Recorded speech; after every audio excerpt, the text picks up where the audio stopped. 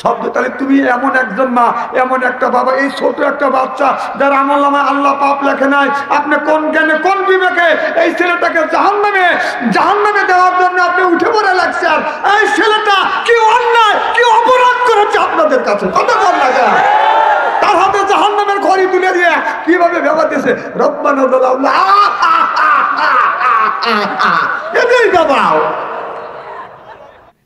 কারণ নগদে যদি বিশ্বাসী হন, জিকির করলে সর্বপ্রথম শীত থাকবে না, কথা নগদ না বাকি যেরকম, আর বাকি হলো আল্লাযিনা ইউমিনুনা বিল গায়ব, আল্লাহ দেখে নেই, রসুল দেখে নেই, কবর গোদাদার দেখে নেই, অর্থাৎ অদেখা জিনিসের উপর বিশ্বাস স্থাপন করা, এর নাম হলো ঈমান। সুবহানাল্লাহ। যেরকম জিকির করলে যে নেকি হয় এখনই আমাদের দরকার নাই, কিন্তু নগদ হলো দরকার। আর তাই যদি হয় তাহলে নগদে একটু জিকির করুন, লা ইলাহা ইল্লাল্লাহ, লা ইলাহা ইল্লাল্লাহ। এই কমনে মার বান্ধবেলা কাজে লাগবে মরণ বেলা, এই কনে মার রোশনীতে কবর হবে তোমার উজালা, লা ইলাহা ইল্লাল্লাহ, লা ইলাহা ইল্লাল্লাহু মুহাম্মাদুর রাসূলুল্লাহ। সকলে পড়ুন সাল্লাল্লাহু আলাইহি ওয়াসাল্লাম। জামুয়া হাফিজিয়া কোয়ামিয়া মাদ্রাসার উন্নতি কল্পে আজকের জালসার সম্মানিত সভাপতি সাহেব, দিদার ওলামায়ে কিরাম, দিনদার পরহেজগার আল্লাহ ভাইরা, পর্দার অন্তর আড়ালে এ মাহফিল শুনবার জন্য পর্দা করে বসে আছেন আমার পর্দা নিচে মাথার মুকুট মা ও বোনেরা, আমার ছোট্ট চেনহের ছোট্ট ভাইয়েরা, সমবসে চেনহের সমবসে বন্ধু, আমার মুরব্বী বাবাদিরা, সকলের উপরে রইল আমার আন্তরিক অভিনন্দন। সর্বপ্রথম সেই মহান আল্লাহ তাআলা লক্ষ কোটি শুকর, যিনি গভীর রজনী পর্যন্ত কোরআনের মাহফিল, বেহেশতের বাগান এখানে আসা এবং বসার সুযোগ করে দিয়েছেন। তাতে আপনারা খুশি না বেদা? কম না বেশি? সমস্যার উচ্চ কণ্ঠে বলুন আলহামদুলিল্লাহ। মানবতা মুক্তিদূত আখিরি নবী, ওই নবীর প্রতি জানাই লক্ষ কোটি দরুদ ও সালাম। সকলেই বলুন সাল্লাল্লাহু আলাইহি ওয়াসাল্লাম। রাত যতই হচ্ছে বেশি আপনাদের মুখে দেখছি হাসি, আল্লাহ যেন করে জান্নাতবাসী। আমিন কর, জোরে কর। আল্লাহ কোরআনের মধ্যে বলছে, ইজা কুরিয়াল কুরআনু ফাসতামিউ লাহু আনসিতু লাআল্লাকুম তুরহামুন। সুবহানাল্লাহ। জোরে কর। যেখানে যে অবস্থায় কোরআনের কথা আলোচনা হয়, আল্লাহর আসমান থেকে রহমত বর্ষিত হয়। জোরে কর। এক বন্দি রহমত হরিণের উপরে বলে হয় বেগুনা কসুরি, সাপের মাথার উপরে বলে হয় বাদান সাপের মণি, হরি আপনার হাতের উপরে পড়লে হয় বাদান গদমতি। আল্লাহর এক বন্ধু রহমত আল্লাহর বান্দার উপরে যদি পড়ে, ওই বান্দা হয় আল্লাহর ওলি। আল্লাহর ওলি লা আল্লাকুম তুরহামুন।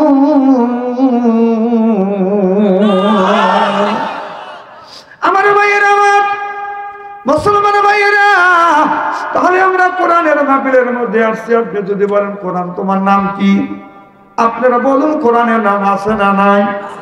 যদি কোরআনকে জিজ্ঞাসা করুন কোরআন তোমার নাম কি, কোরআন বলবে বাল্লুয়া কোরআন মাজিদ, আমার নাম হলো কোরআন।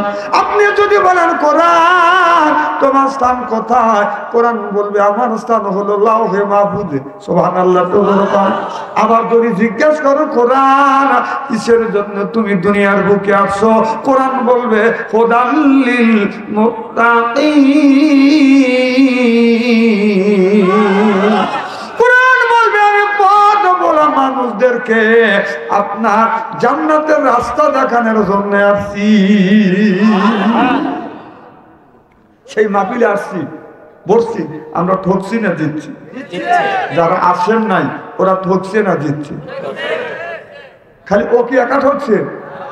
ও ঠকছে, ওর মা মারা গেছে তাক ঠকাছে, বাবা মারা গেছে তাক ঠকাছে, দাদা মারা গেছে তাক ঠকাছে, দাদি মারা গেছে তাক ঠকাছে, নিজেও ঠকে ফেসবুকের মধ্যে পড়িয়ে আছে।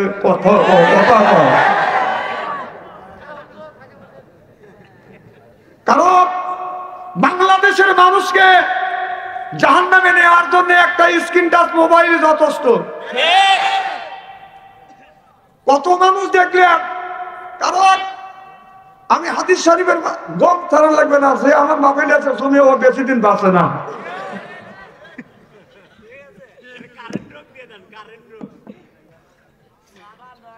ওয়াজটার মাথা খাতি তো যা করা দরকার তাই করে দিলে। কি যেন বলতেছিলাম কত না ওনা কই, আমি ওইটুকু বলতেছিলাম মানে ওদের মাথা খাতি যা করা লাগে করে বাঙালি। শোনেন, মানুষ জাহান্নামের দ্বার প্রান্তরে যা বসে আছে, খালি ধাক্কা দিবে, খালি সে উম্মত করে চলে যাবে দোজখে। আমি হিসাব করে দেখছি রাসূল সাল্লাল্লাহু আলাইহি সাল্লাম 1450 বছর পূর্বে বলছিল যে আগুনের কয়লা হাতে রাখা সম্ভব হবে, মানুষের ঈমান রাখা তার চাইতে কঠিন হয়ে যাবে। ঠিক। আমি এইটা চিন্তা করলাম, এই কথা কি সম্ভব যে রাসূল সাল্লাল্লাহু আলাইহি সাল্লাম 1450 বছর পূর্বে বলেছেন আগুনের কয়লা হাতে রাখা সম্ভব হবে, ঈমান রাখা কঠিন হয়ে যাবে। আমি রিসার্চ করে গবেষণা করে আজ 10-15 বছর ধরে আমার কাছে ধরা পড়ে গেছে রাসূলের কথা আজকে বাস্তবিত হয়ে গেছে। সুবহানাল্লাহ। সেটা হচ্ছে আগুনের কয়লা হলো মোবাইল। এই মোবাইলের মধ্যে কি নাই কথা বলেন? কি চান আপনি? কি নাই? সব আছে। এইগুলি হাতে আরামে রাখতেছে, কোনো অসুবিধা নাই, ভিতরে একটুকু ঈমান নাই। কথা কম। এই যে আল্লাহ বললেন ইয়া আইয়ুহাল্লাযিনা আমানু, হে যারা ঈমানের বিশ্বাসী, কু আনফুসিকুম, নিজে বাঁচো, ওয়া আহলিকুম নার, তোমার আহল পরিবারকে বাঁচাও। এই কথা কার? তাহলে আল্লাহ বলছেন নিজে বাঁচো, তোমার আহল পরিবারকে বাঁচাও। আজকে নিজেও বাঁচলাম না, আহল পরিবারকে বাঁচাতে পারলাম না। এই যে 8টা বছর বয়স একটা ছেলে, 7 বছর 8 বছর বয়স, যার আমলনামায় আল্লাহ পাপ লেখে নাই। আমার কথা কি বুঝতে চান? 8 বছরে 7 বছরের ছেলের আমলনামায় আল্লাহ পাপ লেখে নাই, মা বাবা বাধ্য করতেছে ওই ছেলেকে পাপের কাজ করাইতে। ঠিক। ওই ছোট বাচ্চার হাতে স্ক্রিন টাচ মোবাইল তুলে দিছে। আচ্ছা বলেন, স্ক্রিন টাচ মোবাইলের মধ্যে কি নাই? শব্দ। তাহলে তুমি এমন একজন মা, এমন একটা বাবা, এই ছোট একটা বাচ্চা যার আমলনামায় আল্লাহ পাপ লেখে নাই, আপনি কোন জ্ঞানে কোন বিবেকে এই ছেলেটাকে জাহান্নামে দেওয়ার জন্য আপনি উঠে পড়ে লাগছেন? এই ছেলেটা কি অন্যায়, কি অপরাধ করেছে আপনাদের কাছে? কথা বল না কেন? তার হাতে জাহান্নামের খড়ি তুলে দিয়ে কিভাবে ভেবাতেছে রব্বানা যালামনা, এটাই দাবাও। মৌলানা সব রাগ করেন না। আমি কোরআন হাদিস বর্তমান প্রেক্ষাপট মিলে কথা বলি। এর ঈমান কার কয়জনের আছে? যার আছে সেই জানে। কথা কর। কোন ভাগ্যে ঈমান চলে গেছে মোবাইলের ভিতরে ও জানে না।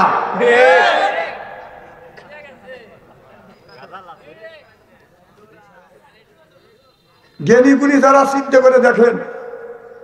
চিন্তা করে দেখেন অবস্থাটা কি।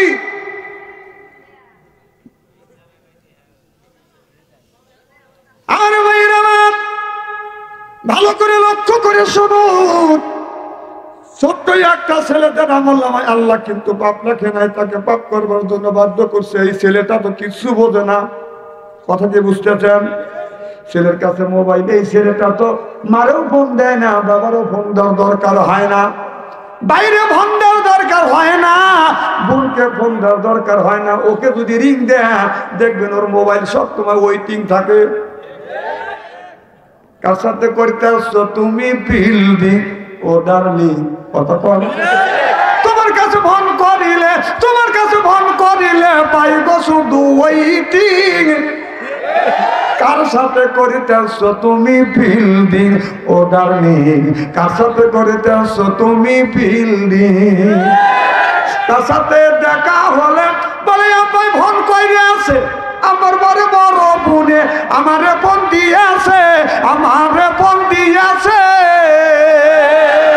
একবার কয় বাবার কথা, আবার কয় বোনের কথা, এইভাবে কত করবে সিডিং। কার সাথে করিতে আসছো তুমি ফিল্ডিং, ও ডার্লিং, কার সাথে করিতে আসছো তুমি ফিল্ডিং। নামাজ দাঁড়ে না, মোবাইলে ব্যস্ত, স্বামী ফোন করলে পারে কথা কয় না সে তো, কথা কয় না সে তো, কথা কয়। স্বামী কয় পানির বিবি কত ভালোবাসি আমি, স্বামী কয় পানির বিবি কত ভালোবাসি আমি, তোমার কাছে ফোন করিলে পাইব শুধু ওয়েটিং। কার সাথে করিতেছ তুমি ফিল্ডিং ও ডার্লিং, কার সাথে করিতেছ তুমি ফিল্ডিং।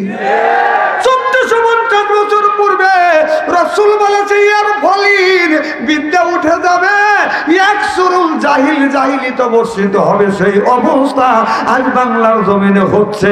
যেরকম ঠিক কিনে রাসূলের কথা প্রমাণিত হয়ে গেছে। সুবহানাল্লাহ তে জোরে বল। এতে টাকা খুবই খারাপ লাগতেছে, চেহারা কি একবারে খারাপ নাকি?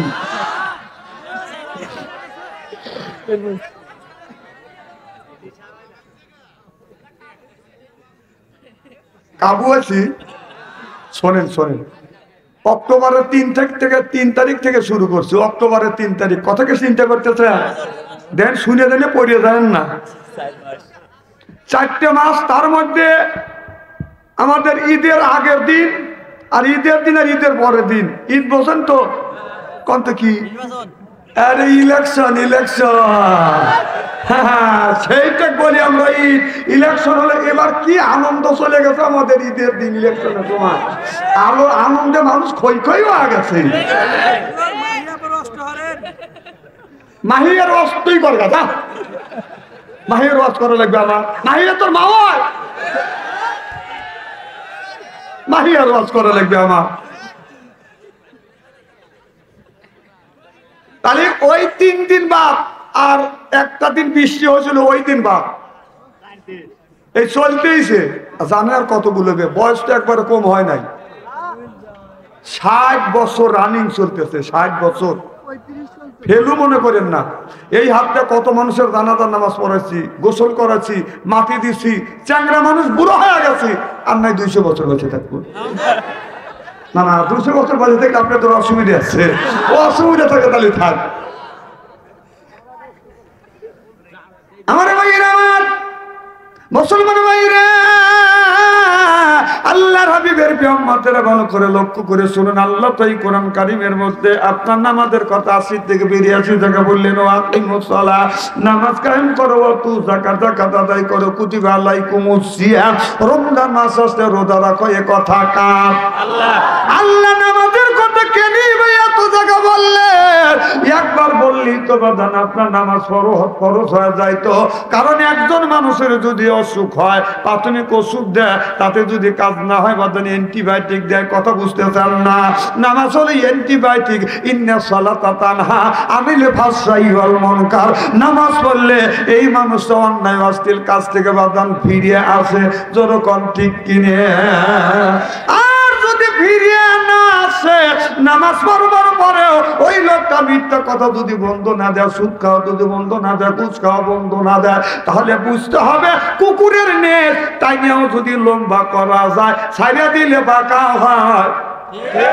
কে কোন জাতির যাইরেছে না, কে কোন জাতির যাইরেছে না, পরিচয় কথা বক্তায় আপনার। আর ওই যে টিকার গায়ে তোর দিলে জাতগন্ধে কি কখন যায়। উত্তর নিষ্ঠা এমন বেকা, তেল দিলে হবে না সোজা, সবন কি আর হবে তাজা। মরা গরু যতই খায়, চিল্লে বলুন ঠিক কিনে। এই কুকুরের নে যতই বাজানা আপনার টাইনে টাইনে বেকা করেন, সোজা করেন, তারপরে ছেড়ে দিলে বাজান বাঁকা হয়। কথা বুঝতেছেন না?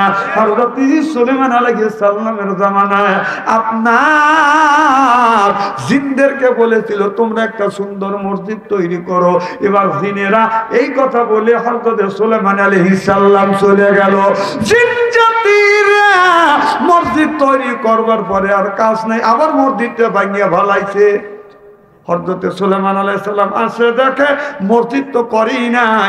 তারপরে যে ইটগুনি আছে, এক একটা ইট 33টা করে টুকরো করছে, খালি গুরুয়া করতেছে। কথা বলেন না? সুলাইমান আলাইহিস সালাম বললেন আমি বলেছি মসজিদ তৈরি করো, তোমরা তো মসজিদ তৈরি করো না। বলো হুজুর মসজিদ তৈরি করেছিলাম, কাজ নাই দেখে মসজিদ ভাঙছি।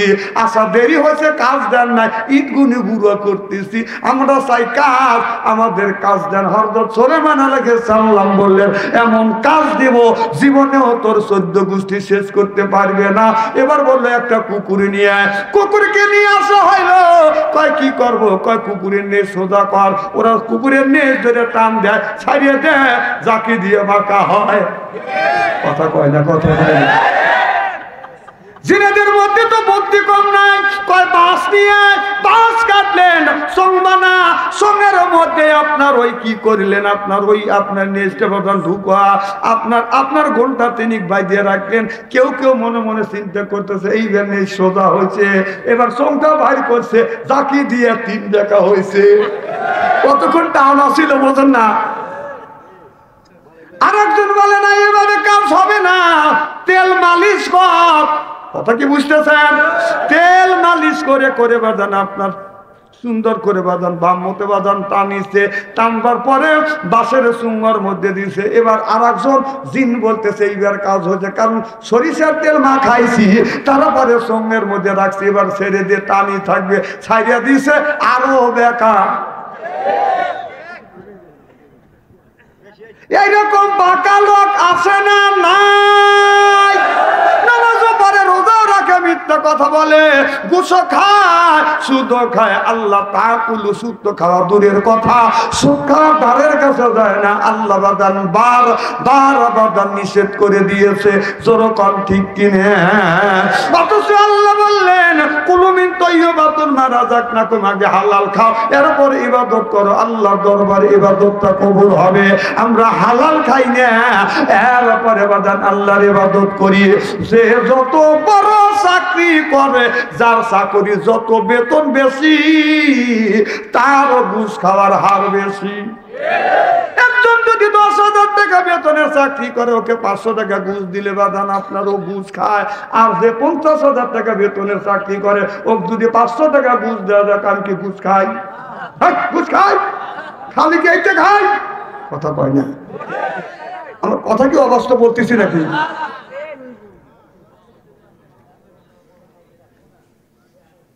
সুদ ঘুষ খাবার পরে আপনার যত বেশি বাদাম, যার যত বেতন বেশি, সে ঘুষ কিন্তু বেশি খায়। ছোট ছোট মানুষ, ছোট ছোট চাকরিজীবী বাদান ঘুষ খায়, ছোট ছোট 400, 500, 200, 300, যাদের 1 লাখ টাকা বেতন, ওরা 1 লাখ টাকার ঘুষ খায়।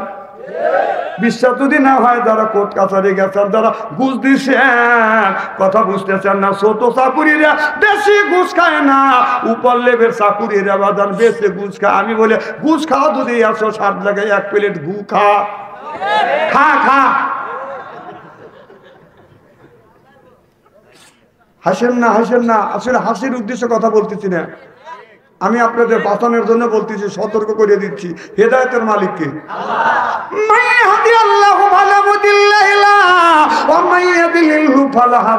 আল্লাহ যারা হেদায়েত করে, মানুষ তারে গোমরা বানাইতে পারে না, আল্লাহ যারে গোমরা বানায়। আমার মতো মৌলবী বাচ্চু আন্তরিকে বাইতে খাওয়াইলে লোকটা কিন্তু হেদায়েত নসিব হবে না, যেরকম হবে। আগের জামানে তো ডাক্তার ছিল না, খালি কবিরাজ ছিল। একজনের পাতলা পায়খানা, দৌড়ে গেছে কবিরাজের কাছে। ও কবিরাজ সাহেব, আমার ভাই পাতলা পায়খানা, চলেন যাই। ভাই এত রাত্রিতে যাবো না, তবে একটা কাজ করো গা, ছাইটানের ছাল ছেঁচে খাওয়াইলেই, রস করে খাওয়াইও, রুগী ভালো হবে।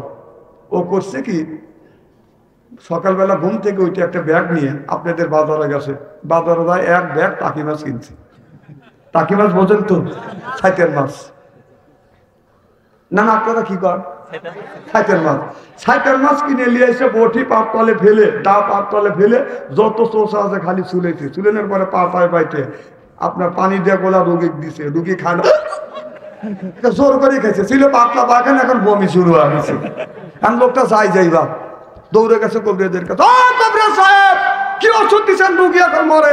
কও কি বাবা, জীবন ভরা ছাইটেনের ছাল দিয়া চিকিৎসা করি, রুগী মরে না, তোমার রুগী যায়, চলো যাই দেখে আসি।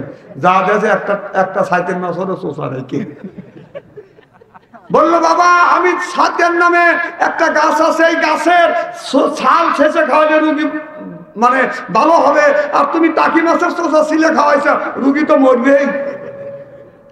আল্লাহ বললো কি, আমরা করি কি? আল্লাহ বলে নামাজ পড়ো, নামাজ পড়লে অন্যায় অশ্লীল কাজ থেকে মানুষ বিরত থাকে। এ নামাজ পড়ে আল্লাহকে খুশি করবার জন্য নামাজ পড়ে না, ও ঘুষ খাবার জন্য নামাজ পড়ে।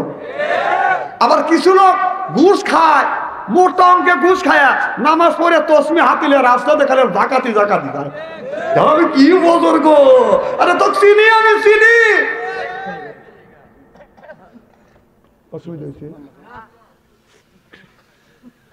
খারাপ লাগতেছে। আমি উচিত কথা ছেড়ে দেবো না, যতই রাগ করে, খালি দোয়া করে জানিস। মাথা মারতে জোরে কর, জোরে বলুন। আমার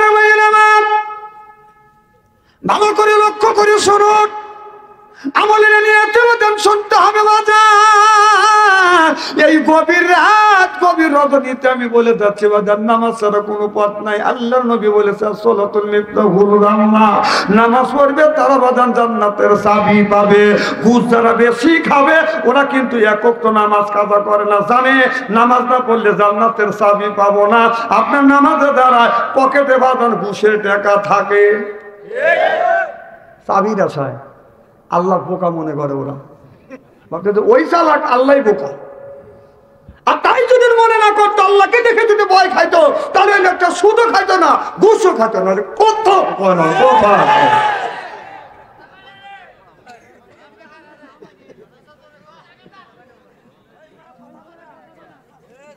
শোনেন,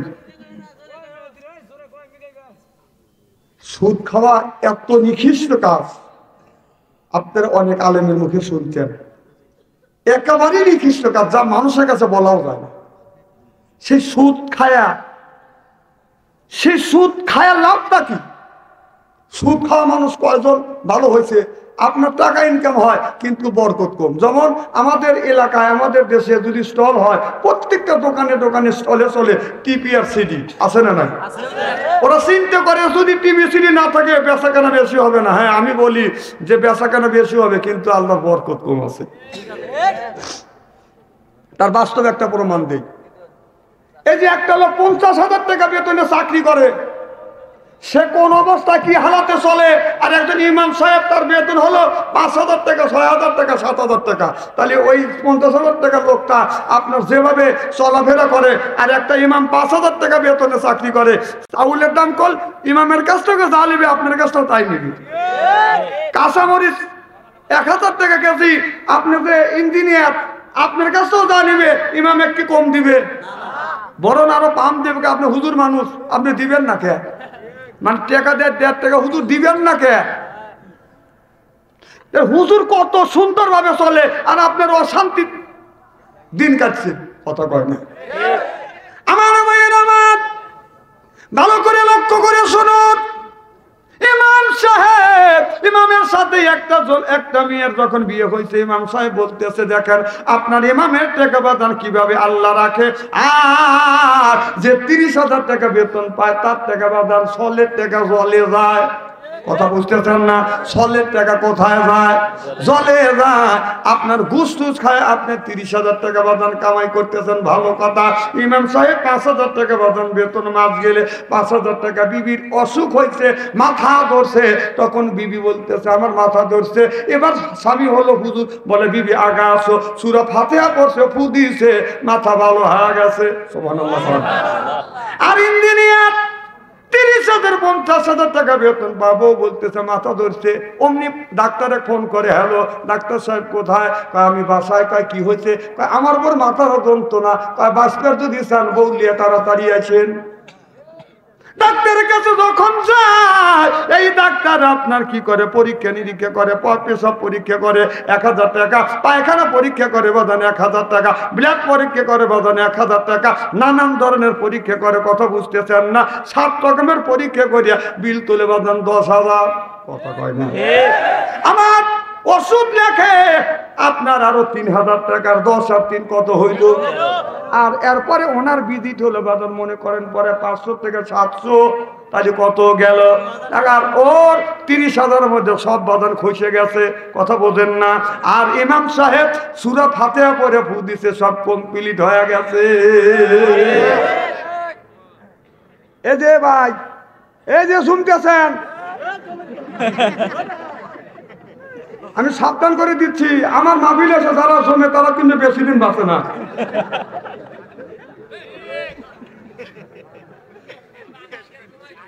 হ্যাঁ, এই লোকটা কতদিন পরে মারা যাবে, আর আমার মাথার উপরে দোষ চালাবেন, আমার মাদ্রাসার কমিটি পক্ষের উপরে দোষ চালাবেন যে বাচ্চা অন্তরে গান ছিল আর বেচারা ঝুমছিল, লোকটা মারা গেছে। এই দোষ কিন্তু আমাদের মাথা চালাতে পারবেন না। জমে না যাই করে হিসাব করে জমে না, না রাত 12টার পরে তুলে দেওয়ার জমেন কিসের লেগে?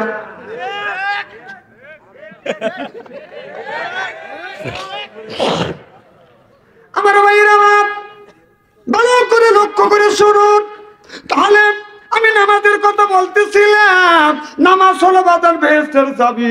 বাদান নামাজ পড়লে বাদান আপনার অন্যায় অস্তির কাছ থেকে বাদান এই মানুষটাকে এই নামাজ পাপাচার কাছ থেকে বাদান ফিরিয়ে আনে। আপনি নামাজে দাঁড়াচ্ছেন, আল্লাহু আকবার বলে বলতেছেন আলহামদুলিল্লাহি রাব্বিল আলামিন। আল্লাহ তোমার প্রশংসা করতেছি। কথাগুলি ভালো করে বোঝেন। আপনি দাঁড়া আছেন জায়নামাজের উপরে, প্রশংসা করতেছেন কার? আল্লাহর প্রশংসা করতেছেন। আর আপনার মনটা চলে গেছে বাদান সিরাজগঞ্জ শহরে যায়, আপনি মার্কেট করতেছেন, বিবির জন্য শাড়ি কিনতেছেন, মেয়ের জন্য বাদান জিন্সের, ছেলের জন্য জিন্সের প্যান্ট কিনতেছেন, মেয়ের জন্য পাখি জামা কিনতেছেন। আপনি কিন্তু নামাজে দাঁড়াচ্ছেন, কথা বুঝতেছেন না। ওই মনটা চলে গেছে বাদান আপনার সিরাজগঞ্জ শহরে। আবার বলতেছেন মালিক ইয়াউমিদ্দিন। আল্লাহ আখিরাতের আদালতে এই মানুষের ভালো মন্দ বিচার করিবে।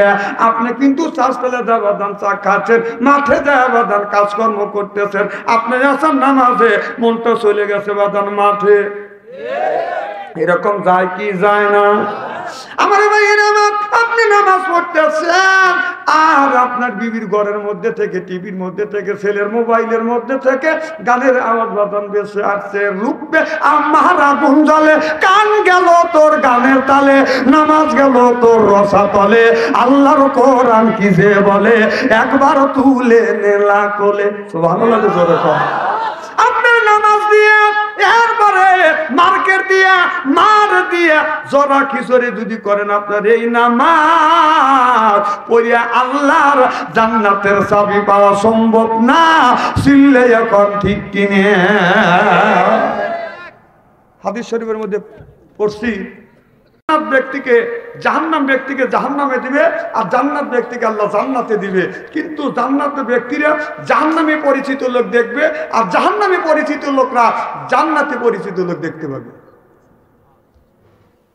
এনে সুবহানাল্লাহ কল লাগবে কে? বাড়ির যা কলি হবে নি জোরে কোন না না, এখানে সুবহানাল্লাহ না কা বাড়ির যা বোর সামনে বলে সুবহানের মা বুলবুলির মা, সুবহানের মা বুলবুলির মা। একটা নে কিভাবে সুবহানাল্লাহকে জোরে কর। সুবহানাল্লাহর ওয়াজও করব না। আমার ভাইয়ের আমার ইবাদ জাহান্নামের ব্যক্তি, জাহান্নাম ব্যক্তিরা জান্নাতের পরিচিত লোক দেখবে, আর দেখবে জান্নাতের মধ্যে তারা আরামে ফলমূল খাচ্ছে। কথা বুঝতেছেন না? আরামে থাকতেছে, দেখে দেখে বলতেছে বন্ধুরে একই গ্রামে বসবাস করছি, একই স্কুলে পড়াশোনা করছি। ও বন্ধু, আল্লাহ তোমাদের জান্নাত দিল আর আমাদের আল্লাহ জাহান্নামে দিল। ও বন্ধু, ওখান থেকে কিছু খাবার দেয় না হয় একটু পানি দেয়, কারণ ক্ষুধার জন্য তন্তি চিরে দিতে চাচ্ছে। পানি পিপাসা কলিজাটা সটবট সটবট করতেছে, একটু পানি দেও, খাবার দেওয়া না হয় একটু পানি দেও। জাহান্নাম ব্যক্তিরা জবাব দিল ক্বালু ইন্নাল্লাহা হারামাহুমা আলাল কাফিরিন।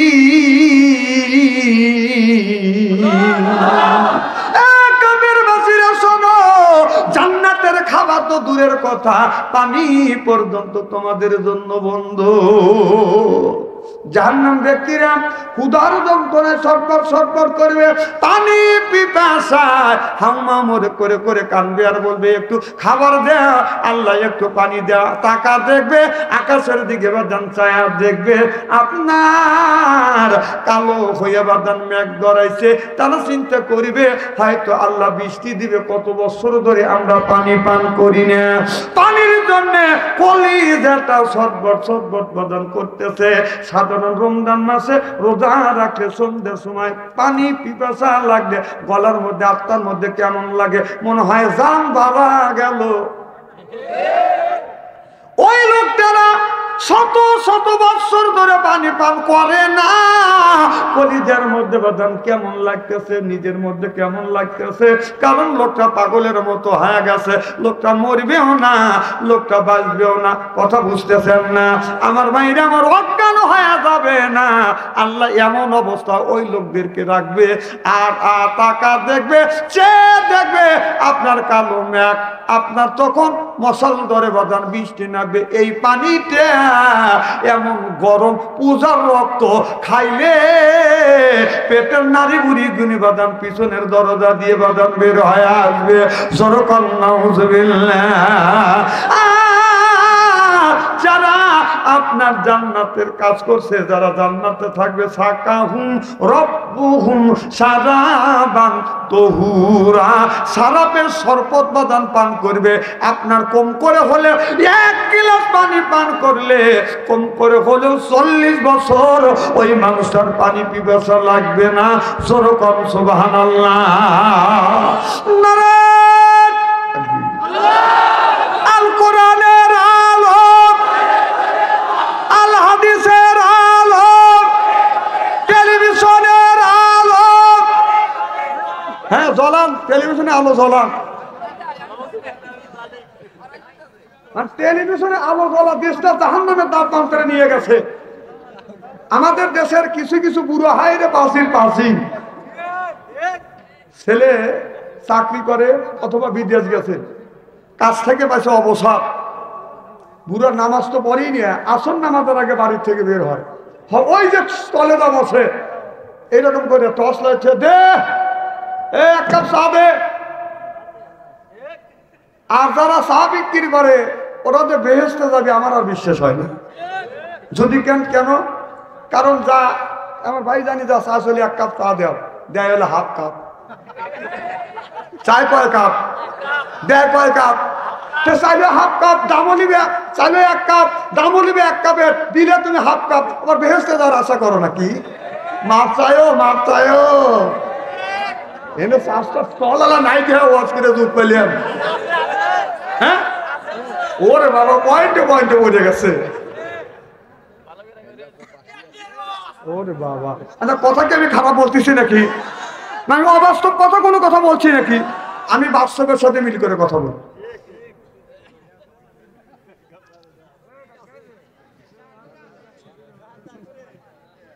এই ওয়াজেই তুমি শুনতেছে, দেশের প্রেসিডেন্ট হলে তুমি দেশটা কি করে দিতে, ভারতের কাছে আগেই বিক্রি করে দিতে।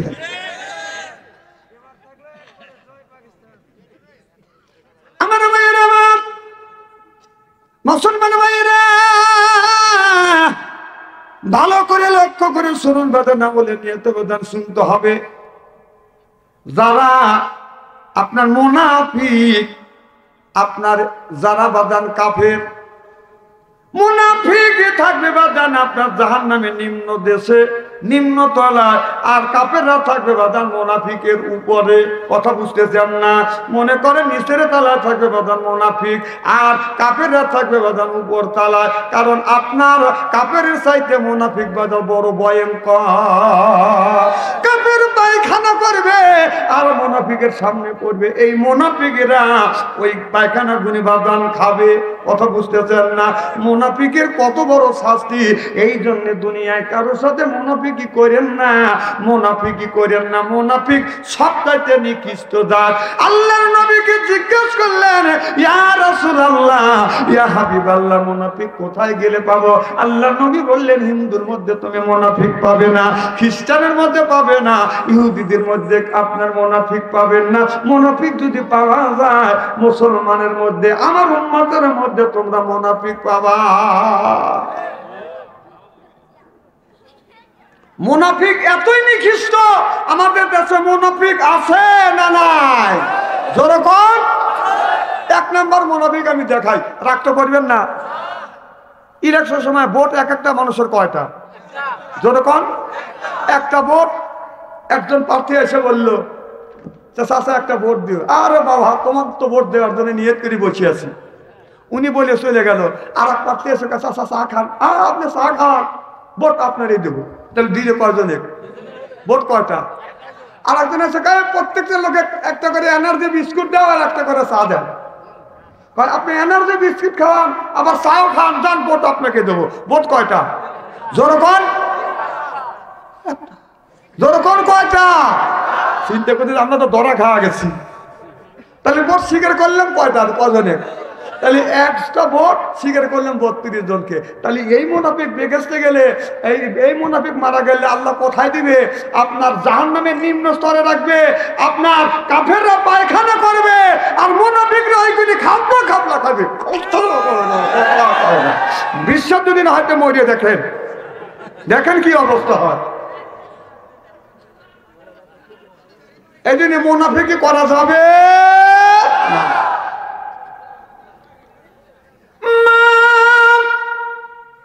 আয়েশা রাদিয়াল্লাহু তাআলা আনহার মাথার উপরে বাদাম জেনার অপবাদ চাপিয়ে দিয়েছিলেন। নাউজুবিল্লাহ। তো জোরকম মা আয়েশা রাদিয়াল্লাহু তাআলা হুজুরদের বাবাজান আপনার তাবু ছিলেন, তাবুর মধ্যে থেকে আসবে এমন সময় জুরুত ছাড়তে গেলেন। আর সাহাবীরা নবী সহ অন্য লোক বাদান চলে আসতেন। আমার মা আয়েশাকে একজন নিয়ে আসবে ও বাদান। আর মা আয়েশা বাদান আসে নাই। এক রাত বাদান ছিল না। আপনার ওই যে একটা গহনা হারিয়ে গিয়েছিলেন, এই গহনা খুঁজতে খুঁজতে বাদান দেরি হয়ে গেছে। এক রাত কেটে গেছে। আর এক রাত পর মা আয়েশা যখন বাদান বাসায় চলে গেলেন, আপনার মুনাফিক আব্দুল্লাহ বিন উবাইর আপনার তামাম দুনিয়ার মানুষদেরকে জানিয়ে দিল, কি চাও? নবীর অমুক সাহাবীর সাথে মা আয়েশা একটা রাত কাটিয়েছে। চিল্লাইয়া কন্যা নাউজুবিল্লাহ। এই কথাটা শুধু অল্প মানুষের মধ্যে সীমাবদ্ধ হয় নাই, শেষ পর্যন্ত রাসূল সাল্লাল্লাহু আলাইহি সাল্লামের কান পর্যন্ত বাদান পৌঁছা দিয়েছে। কি চাও মা আয়েশা? অমুক সাহাবীর সাথে সারা রাত্রে বাদান কাটিয়েছে, রাতের মধ্যে আর বাড়িতে আসে নাই। সব মানুষ বলে মুহাম্মদ সাল্লাল্লাহু আলাইহি সাল্লাম এত ভালো মানুষ, তার বিবি এত খারাপ, রাত কাটাইছে পর পুরুষের সাথে রাত কাটাইছে। আমার নবীর কান পর্যন্ত পৌঁছে গেল। আমার নবী আয়েশার কাছে এসে বলে, আয়েশা চলো তোমার বাবার বাড়ি যাই।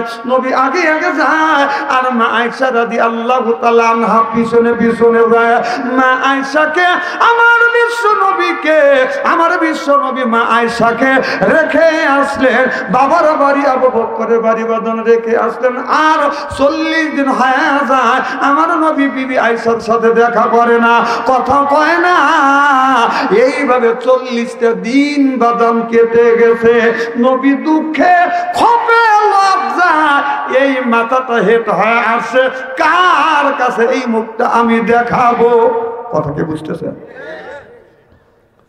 হযরত আবু বকর মিয়া আয়েশার সাথে কথা কয় না, মা উম্মু রুমাইনা বাদান কথা কয় না। মা আয়েশা 40 দিন পর্যন্ত মা বাবা বাদান কথা কয় না। আমার নবী দেখা করে না, দেখাও করে না, খোঁজ খবর পর্যন্ত নেয় না। 40 দিন এই অবস্থা যদি মা আয়েশা যদি বাদান কাটায়, মা আয়েশা চোখের পানি ফেলে দিদি কান্দের বলে, আল্লাহ আমি তো জিনা করি না, জিনার অপবাদ আমার মাথার উপরে চাপিয়ে দিয়েছে। একটা লোক মিথ্যা অপবাদ নিয়ে এই দুনিয়ায় বেঁচে থাকা কত বড় কষ্ট। যেই লোকটা মিথ্যা অপবাদ নিয়ে দুনিয়ার বুকে বাদান বেঁচে থাকে, ওই লোকটা বোঝে, অন্য কেউ বাদান বোঝে না। আমাদের দেশে এমন মানুষ আছে মিথ্যা অপবাদ নিয়ে 10 বছর 12 বছর জেল খাইতে বাদান মারা গেছে।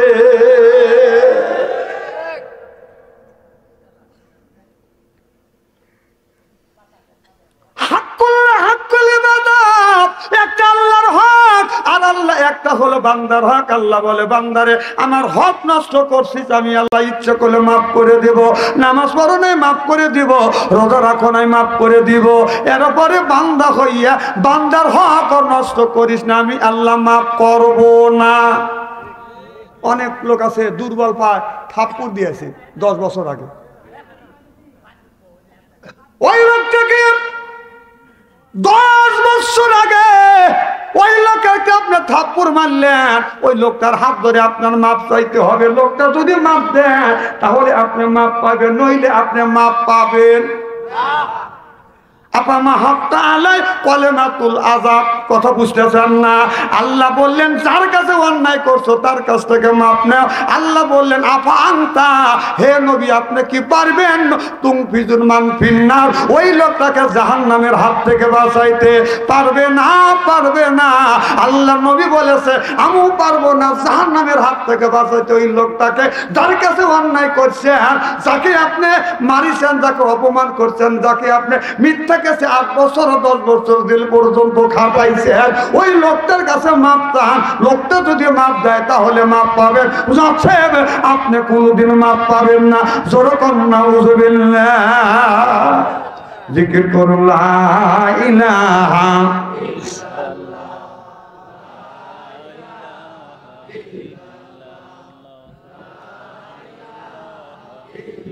লা ইলাহা, এই কলে মারা বান্ধবেলা হায় কাজে লাগবে মরণ বেলা।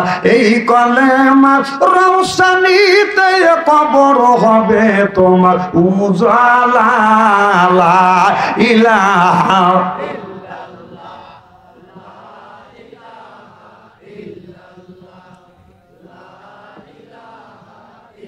লা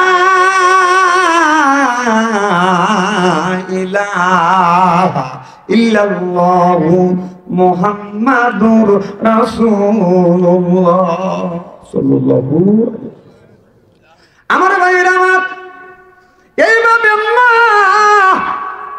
আয়েশা একদিন নয় 2 দিন নয় 40 দিন পর্যন্ত মা আয়েশা কান্দে। আল্লাহ বলে আল্লাহ তুমি তো ইন্নাল্লাহ আলিমুম বিযাতিস সুদূর, আল্লাহ তুমি তো সব মানুষের মনের খবর জানো। ও মাওলা আমি আয়েশা তো কারোর সাথে জিনা ব্যভিচার করি না। আল্লাহ অনর্থভাবে আমার মাথার উপরে জিনা ব্যভিচারের অপবাদ চলে আসছে। আমার স্বামী মুহাম্মদ সাল্লাল্লাহু আলাইহি সাল্লাম আমার দয়াল নবী কথা কয় না, আমার বাবা আবু বকর সিদ্দিক কথা কয় না, মা উম্মে রোমানা আমার সাথে কথা কয় না। আল্লাহ তুমি যদি এইটা যদি উন্মুক্ত যদি করে না দাও, এইটা যদি মানুষের কাছে পরিষ্কার করে না দাও, জীবন ভর আমি আয়েশা যতদিন পর্যন্ত দুনিয়ায় বেঁচে থাকবো মিথ্যা অপবাদের বোঝা মাথায় নিয়ে আল্লাহ আমি কেমন করে বেঁচে থাকবো।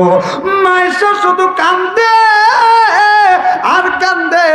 আল্লাহ সূরা নূরের বাদাম 10 থেকে 20 নম্বর আয়াত পর্যন্ত আল্লাহ জানিয়ে দিলেন, আমার নবীর কাছে পৌঁছা দিলেন, আর বললেন মুহাম্মদ হাই গিবনা গোপ্তা তানা গোপ্তা জিবরাইল, জিবরাইল হাই গিবনা গোপ্তা তানা গোপ্তা রব্বুল জলিল। জিবরাইল আলাইহিস সালাম আমার নবীর কাছে যা হাজির হয়ে গেলেন। আমার নবী বললেন এ জিবরাইল আলাইহিস সালাম কি জন্য তুমি আমার কাছে আসছো, কি খবর নিয়ে আসছো? জিবরাইল আলাইহিস সালাম বলে ইয়া রাসূলুল্লাহ ইয়া হাবিবাল্লাহ, আল্লাহ আমারে পাঠাইছে, আপনি আপনার বিবি মা আয়েশার উপরে আপনি রাগ করেছেন। এটা তো আপনি তো রাগ করেছেন, আপনি তো জানেন না আপনার বিবি আয়েশা তার চাইতে ভালো মানুষ আল্লাহর জমিনে হয় না। আপনার বিবি আয়েশা কোনদিন কারোর সাথে জিনা ব্যভিচার করে না। আব্দুল্লাহ বিন উবাইর আপনার পিছনে নামাজ পড়ে, আপনার পিছনে নামাজ পড়ে, জুব্বা গায়ে দেয়। ও নবীজি ইনি মুনাফিকি করিয়ে মানুষের কাছে বদনামটা সরিয়ে দিয়েছে। ইয়া রাসূলুল্লাহ ইয়া হাবিবাল্লাহ, আপনার বিবি আয়েশা জিনা ব্যভিচার করে নাই, চিল্লাইয়া কর মারহাবা। আমার নবী মনে মনে চিন্তা করলেন 40 দিন বিবির সাথে দেখা হয় না, কথা কই না।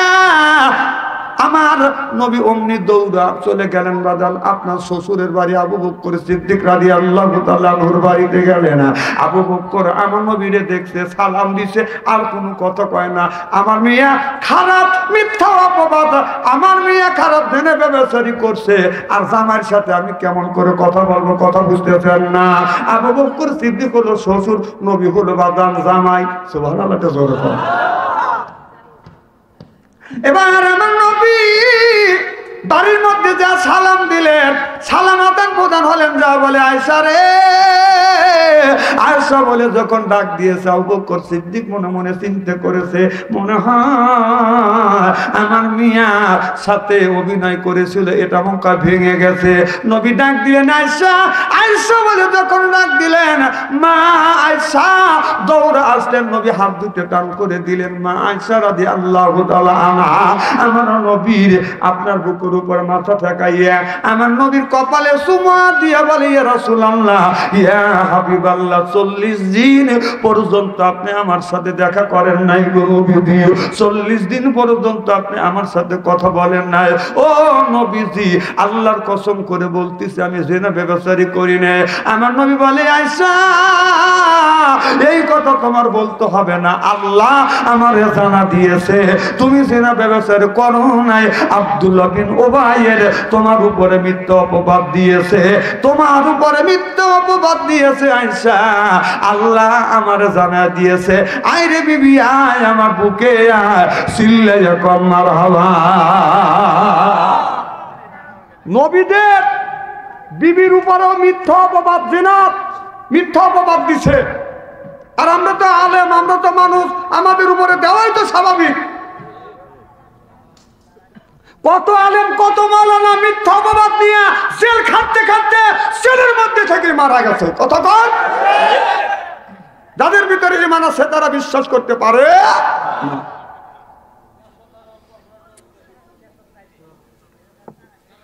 খুব কি খারাপ লাগতেছে? আমি যদি এইভাবে ঘন্টা দেড়েক আলোচনা করি, শোনার জন্য রাজি আছেন তো? হাত তুলে দেখান তো, দেখে রাগ করবেন কারা কারা? না না, আপনাদের মন মানসিকতা খুব ভালো আছে, যারা হাত তুলছেন মহব্বতে তুলছেন, হুজুর তুলছে তাই, আর যারা তোলেন নাই বুঝে তোলেন নাই, ওদের দুই দলই ঠিক আছে।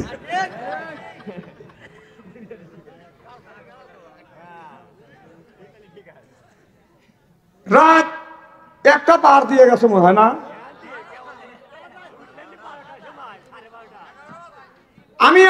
আমি কি কোনো ভূমিকা নিছি? সরাসরি ওয়াজে চলে গেছে। অনেক বক্তা স্টেজে উঠে মেলা ধরনের কথা বলে ভূমিকা নিয়ে তারপরে ওয়াজ করার পরে কই এখন আর বেশি সময় নাই, আজকে শেষ করতে পারলাম না, আগামী বছর দাওয়াত দেবো। কার তো দাওয়াত দেবো নে, মানে এতক্ষণ কোরআন গাছ কাটলে তুমি শেষ করতে পারলে না, তোমার ভূমিকায় চলে গেল তোমার 2.5 ঘন্টা, আর আলোচনা করছে হলো 15 মিনিট। না না, তাই তো দিবে। আমাদের দেশে আছে 20 মিনিট 40 মিনিট, 40 মিনিট আধা ঘন্টা ওয়াজ করে 1 লক্ষ টাকা নিয়ে চলে যায়। কথা কয় না, ওখানে দিও।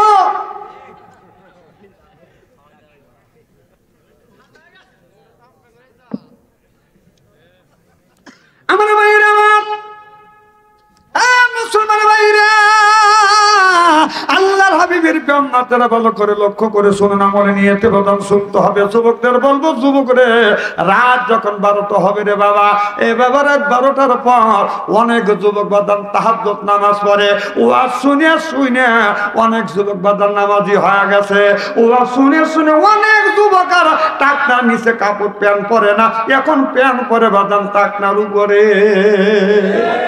এটাও একটা মডেল। টাকনার নিচে যারা কাপড় পরবে ওদের ইবাদত বন্দেগী আল্লাহর দরবারে কবুল হবে না। হুজুর একটু জোরে বল। হাদিস শরীফের মধ্যে আছে 4 শ্রেণীর মানুষ নামাজ পড়ে, রোজা রাখে, হজ করে, যাকাত দিয়ে আল্লাহর জান্নাতে যেতে পারবে না। কয় শ্রেণী? 1 নাম্বার, আপনার যারা লটারি ধরে নিজের ভাগ্যকে বাঁধান, আপনার যাচাই বাছাই করবার জন্য যারা লটারি ধরে, যারা লটারি ধরে নিজের ভাগ্যকে আপনার যাচাই বাছাই করবার জন্য, ওই লোকটা নামাজ পড়েও রোজা রেখে হজ করে যাকাত দিয়ে আল্লাহর জান্নাতে যেতে পারবে লটারি ধরা জায়েজ না হারাম? জায়েজও আছে। কিভাবে বলবো কি একটু? এইভাবে জায়েজ আছে। আপনি লটারি ধরলে যেদিন দোয়া হবে একজন পাবে বাদান 2 লাখ, আর একজন 3000, আর একজন খালি একটা সাদা কাগজ। কথা বুঝতেছেন না? এটা জায়েজ না। আপনার লটারি যদি ধরা হয়, একটু পরে কালেকশন করি। একটা মহিলা কাছে যাইয়া 3টা যুবক আপনার দুইটা যুবক আপনার কি করছে, মহিলার কাছে যা প্রেম নিবেদন করে, আমাদের সাথে আপনার তোমার আমাদের সাথে জেনা করতে হবে। কথা বুঝতেছেন না? আমাদের দেশের অনেক ছেলে আছে রাস্তা দিয়ে মেয়েরা যাইতে পারে না। আপনার মেয়েরা যখন কলেজ থেকে ভার্সিটি থেকে যখন বের হয়, অনেক ছেলে আছে এতিমের মতো রাস্তার পাশে বসে থাকে, মেয়েদের দেখে বাদান প্রেম নিবেদন করে। লাভ ইউ, কথা কয় না, কথা কয় না, আছে না নাই? এ যুবক, তুমি কে মেয়ের পিছনে করো? তুমি শিক্ষা অর্জন করো, ব্যবসা করো, নামাজ পড়ো, তুমি বদ্ধ হও, কামাই রুজি করো, তুমি চাকরি করো, ব্যবসা করো। মেয়ের পিছনে তোমার ঘুরতে হবে না। মেয়ে করবে, মেয়ের বাপ করবে, মেয়ের মা করবে। আর তুমি ওই মেয়ের পিছনে ঘোরো।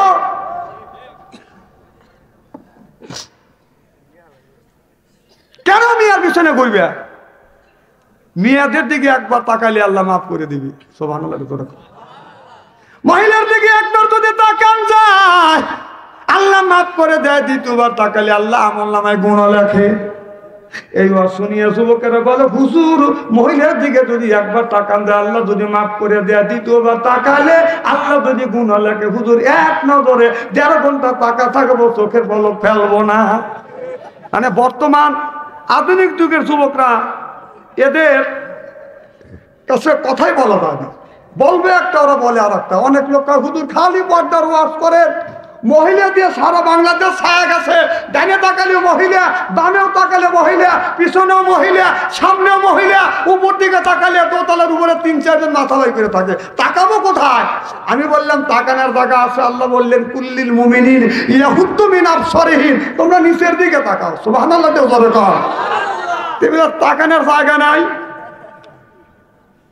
আর আমাদের দেশে কিছু বুড়ো আছে, চাষতলে বসে, এমন সাইডে বসে, একটা মেয়ে স্কুল থেকে আসতেছে, চা খাওয়ার কুতকুতো টাকা। এই মেয়েটা কার রে? মেয়েটা যে বাঘ ঘুরতেছে, বাঘ পর্যন্ত দেখতেছে। কত কম? বুড়ো বয়সে ভালো হও নাই, ভালো হও।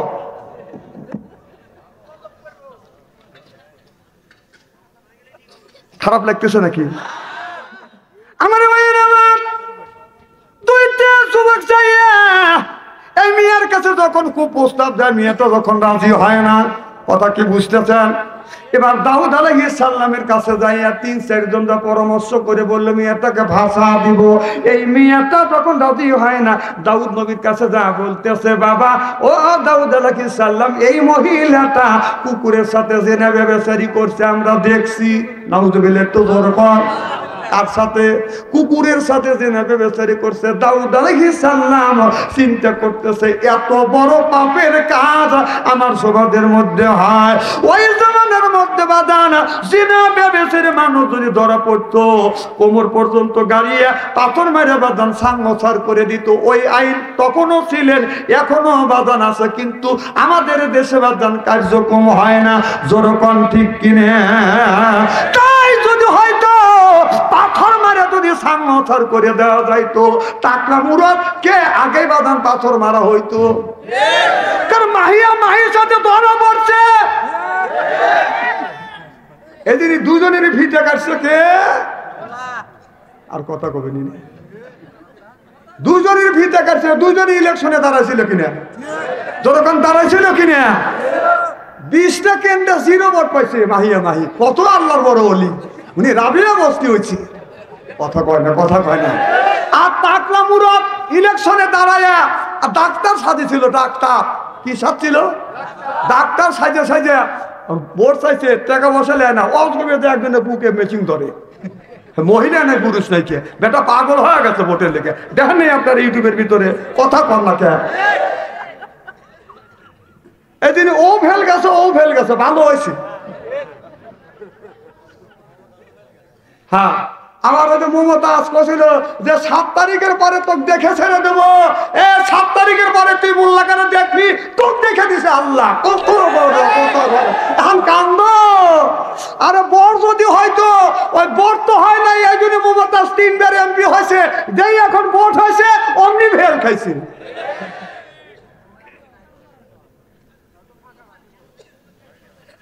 হ্যাঁ, এর আগে তো ফাঁকা মাঠে গোল দিছে, ঠিকই আছে। আমার ভাইয়ের আমার এদিক তাকান, সিয়েটা কি একবার খারাপ নাকি? বললে হুজুর জিনা ব্যবসায়ী করছে কুকুরের সাথে, কয় দেখছে, কয় আমরা দেখছি, 2 জন দেখছে, আরো সাক্ষী আছে আর একজন। এবার হযরত দাউদ আলাইহিস সালামের কাছে যখন গেলেন বিচার করবেন বাজানি, এমন সময় যা বললেন তুমি কি কুকুরের সাথে জেনা ব্যভিচারী করছো? মেয়েটা বলে হুজুর আমি কুত্তার সাথে জেনা ব্যভিচারী করি নাই। ওই 2 জনকে বলে আমি দেখছি, ও বলে আমি দেখছি। কথা বুঝতেছেন না?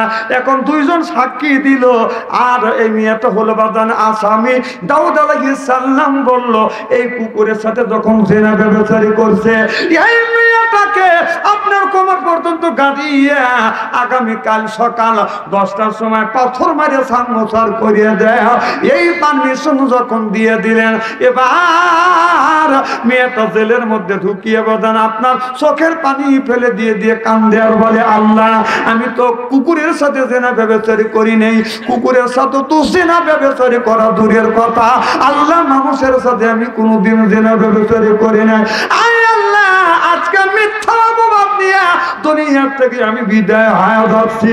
আল্লাহ আমি মরে যাই তারপর আমার কোনো দুঃখ নাই, কিন্তু মিথ্যা অপবাদ নিয়ে আমি মরে যাব।